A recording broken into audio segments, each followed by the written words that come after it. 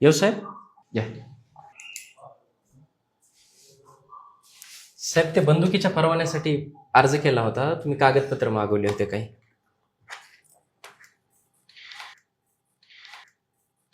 द्या.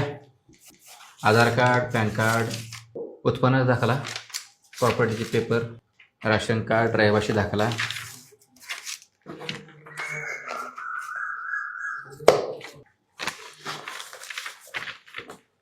तुमचं उत्पन्न फार कमी आहे की हो?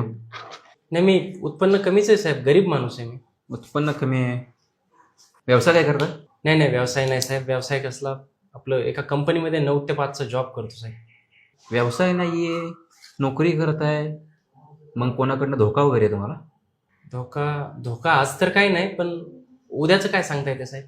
तुम्हाला वेतन देताच येणार नाही, कारण का तुमचं उत्पन्न फार कमी आहे. मला कसं वेतन देता येणार? तुम्ही पात्र नाही यासाठी. अहो साहेब, मी 2 मुलींचा बाप आहे, आणि मुलींचा बाप असणं ही सगळ्यात मोठी पात्रता पाहिजे आजच्या काळामध्ये बंदूक देण्यासाठी. खरं तर मी माझ्या मुलीला बंदूक देणार होतो, पण ती फार छोटी हो, 4 वर्षाची, म्हणून स्वतःसाठी मागतोय. अहो साहेब, तुम्ही आमच्या मुलीबाळींना सुरक्षा देणार नाही, गुन्हेगारांना फाशी देणार नाही, मुलीच्या बापाला बंदूक तरी द्या.